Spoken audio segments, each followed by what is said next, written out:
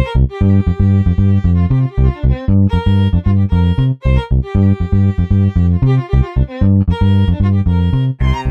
everybody, it's Travis the Pagan Scholar, along with Marshall, who is swiftly becoming the other Pagan Scholar.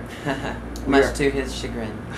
I must be in the spotlight. Actually, that's his job. He's the Leo. So this is installment 2 of our summer reading review. We're going to be doing this in 2 parts, actually. In case you don't want to hear about Michael York's Pagan Theology, you can skip over to Richard Caldwell's Origin of the Gods.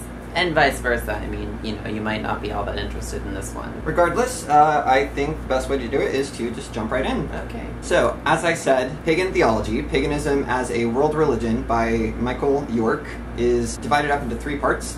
Paganism as religion, paganism as behavior, and paganism as theology. It's interesting because in my birthday haul video, the Handbook to Contemporary Paganism, the essay that I reviewed in that was actually written by Michael York. You already have like a feeling and context of what his writing is about. So the first part, Paganism as Religion, talks about how it's the what of paganism. It's what people, not what people do, but it's adoration, veneration, the belief system, which sounds counterintuitive, but actually paganism as behavior gets into the cultic practices of what you actually do in a pagan religion. He sets up the dichotomy between cultic and religious action. Religious action is just basking in the sublime, basking in the veneration of whatever deity you so choose, whereas cultic behavior lends itself more to magical practice, or not even magical, but prayer. It could be, you know how there's different types of prayers, just, you know, thank you so much, blah, blah, blah, blah, blah, versus please, please, please help me with this problem. Well, the please help me with this problem, sorry. We've got a lot of those in the house. Texas in summer, yeah.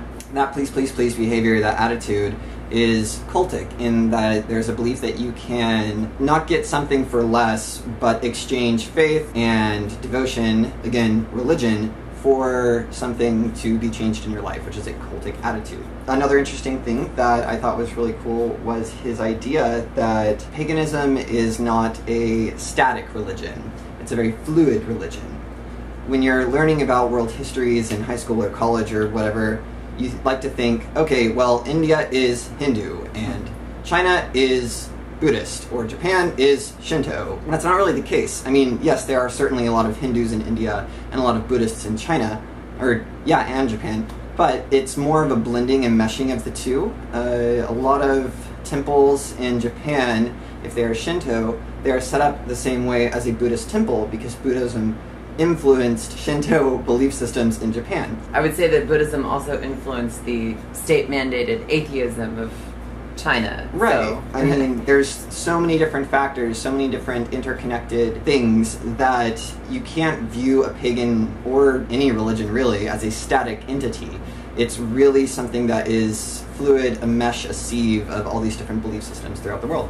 The second part of the book, Paganism as Behavior, is laid out his journey over and around the world. He starts out in India, he travels east to China, Japan, and then he comes back to America. It's really interesting. I mean, it's kind of annoying, actually. It's sort of like, yes, when I was in India for 16 months, you know, yeah, totally, me too, bro. Last summer, absolutely. It is a little bit dry. It's not dry, it's just sort of, it goes on and on and on. And like in the last video, how when I'm reading something from foreign language that I don't quite get, that really, really screwed me reading all about India and China and Japan, because it's like, okay.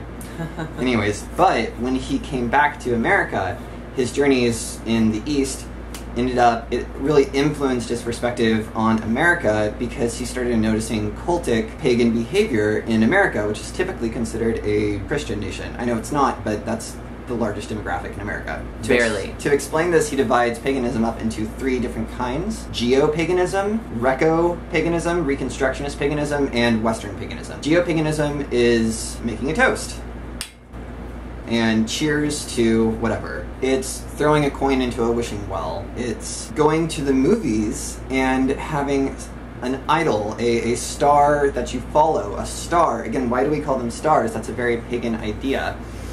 going to a museum, the realm of the muses, and admiring art and sculpture. We have celebrities that we idolize. So all of this is a very interesting pagan language, but we don't really recognize it because we're so ingrained in it. It's so ingrained in our society. Greco-paganism is just basically reconstruction of a pagan ideology, like Druidism, heathenry, Egyptian Hellenistic mysteries, all of those things.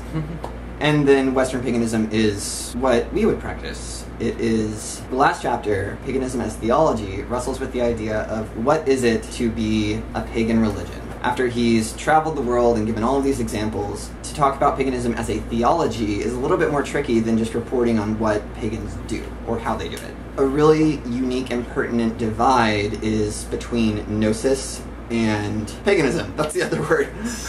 Gnosis is seeking wisdom by penetrating the mysteries of the divine and sort of denying or rejecting the world as truth. And you can find this in Buddhism and Hinduism, all of these other things, but gnosis is the idea that there is hidden wisdom and that reality is something that's kind of to be disregarded. Paganism, on the other hand, is totally the complete opposite.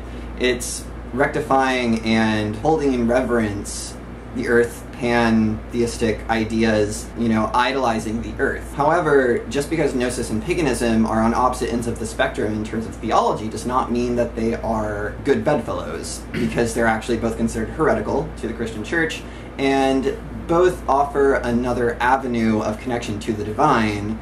They're both kind of fringe, and it's sort of just how the two work together, even though you wouldn't think that they do. They actually work out kind of nice, because where one falls short, the other lifts it up, and where that one falls short, that one lifts it up. So, of course, you can't ever answer the question of, what is your theology? What is the theology? It's having a rational conversation about God, but in terms of spelling out what is the theology of paganism, it's more of an intuitive practice. It's more experiential knowledge, and so he really holds in high reverence paganism, pagan theology.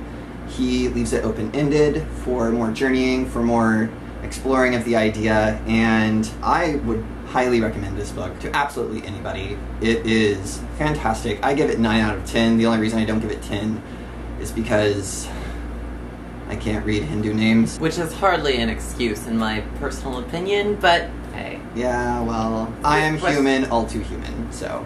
So a quick question for you though, just going into the idea of geo-paganism, it's not necessarily geo as in like Gaia-centric paganism, but just paganism as a worldview? Instead of it being Gaia, it's more geographical. Okay, so alright. It's usually tied to cultural norms, cultural standards.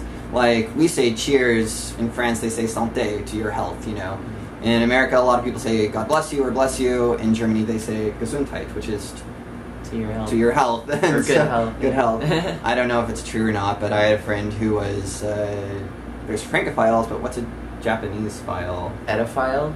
An edophile? I don't know. I really don't know. She watches a lot of anime, so she knows a lot about Japan. Said when somebody sneezes, their bless you translates to live 100 years, and if you sneeze again, they say live 200 years.